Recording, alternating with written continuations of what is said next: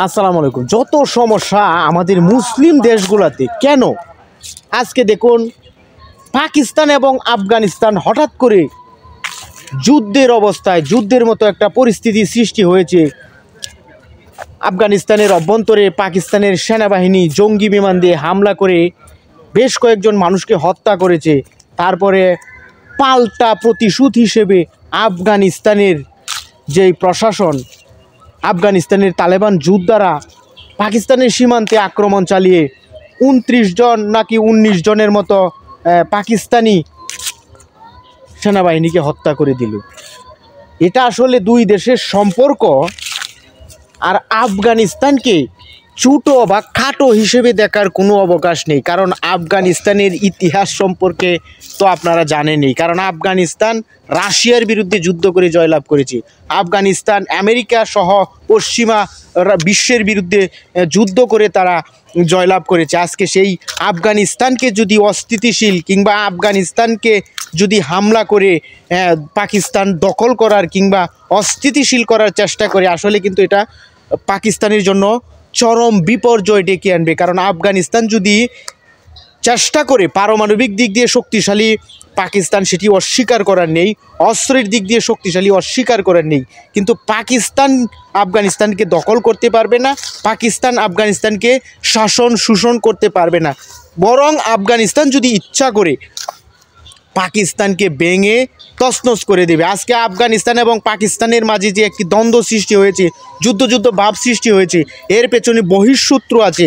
কারণ মুসলমান দেশের বিরুদ্ধে, মুসলমান দেশেই কেন যুদ্ধ হবে, কিংবা মুসলমানের দেশগুলাই কেন আজকে বিভিন্নভাবে আক্রান্ত হবে, মুসলমান দেশের অভ্যন্তরীণ বিষয় নিয়ে রাজনীতি করবে আন্তর্জাতিক বিশ্বের মুরলরা, বিশেষ করে যারা মুসলমানদের বিপক্ষে অবস্থান, সেই সকল রাষ্ট্রগুলাই কিন্তু এই পাকিস্তান এবং আফগানিস্তানের অভ্যন্তরীণ বিষয় নিয়ে দুই দেশের স্থিতিশীলতাকে নষ্ট করার যে একটি চক্রান্ত, সেই চক্রান্তে কিন্তু লিপ্ত হচ্ছে। পাকিস্তান এবং আফগানিস্তানের ভাইদেরকে আমি উদারত আহ্বান জানাবো, মুসলিম একটি প্রধান দেশ, আপনারা মুসলিম দুই প্রতিবেশী, বৃহৎ আপনাদের মুসলমান সংখ্যা, সেই মুসলমান ভাইদেরকে উদারত আহ্বান জানাবো, আপনারা কোনো বিদেশি চক্রান্তে পা দেবেন না, কূটনৈতিকভাবে সমাধান করুন।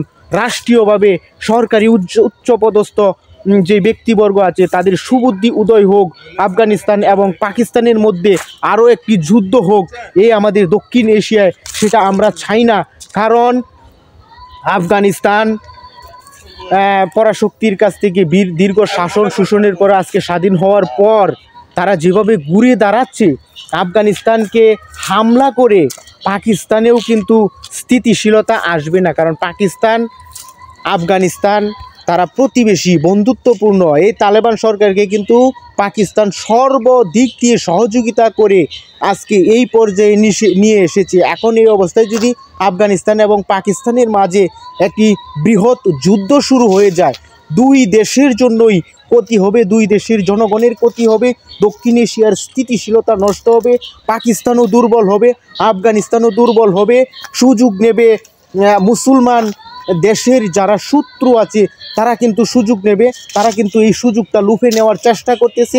আমি উদারত আহ্বান জানাবো পাকিস্তান এবং আফগানিস্তানের ভাইদেরকে, আফগানিস্তান এবং পাকিস্তানের সরকারকে, সেনাবাহিনীকে, তারা যেন এই সুযোগগুলা যাতে বিদেশিরা না নিতে পারে, তাদের মাঝে যে একটি দ্বন্দ্ব সৃষ্টি হয়েছে সেই দ্বন্দ্বগুলা যাতে কাটিয়ে উঠে আবারও একই সাথে কাঁধে কাঁধ রেখে চলতে পারে। প্রতিবেশী সৌহার্দ্যপূর্ণ সম্পর্ক, কোনো ধরনের বৈরিতা নয়, বন্ধুত্বপূর্ণ সম্পর্ক রেখে যাতে আফগানিস্তান এবং পাকিস্তান দক্ষিণ এশিয়ার মাথা উঁচু করে দাঁড়াতে পারে। কারণ আমি একজন মুসলমান হিসেবে কোনো মুসলমান দেশের বিপক্ষে শত্রুতা কিংবা মুসলমান দেশের বিরুদ্ধে হানাহানি, সেটা আমরা কখনো প্রত্যাশা করি না। ইতিমধ্যে আমরা দেখতেছি বিশ্বের বিভিন্ন দেশে, বিশেষ করে ফিলিস্তিনি নির্যাতিত মুসলমানদেরকে যেভাবে দখলদাররা, ইসরায়েলিরা, পশ্চিমা মদতপুষ্ট হয়ে যেভাবে আজকে হত্যাযজ্ঞ চালাচ্ছে, বিশেষ করে 50,000-এর উপর মানুষকে হত্যা করছে, অথচ সেখানে মানবাধিকার, বিশ্ব, জাতিসংঘ কিছুই করতে পারতেছে না। আমরা চাই না আরও একটি, বিশেষ করে মুসলিম দেশগুলোর মাঝে দ্বন্দ্ব সকল মুসলিম দেশকে ঐক্যবদ্ধ হওয়ার জন্য এই পরিস্থিতিতে, এই প্রেক্ষাপটে অত্যন্ত জরুরি ঐক্যবদ্ধ হওয়া।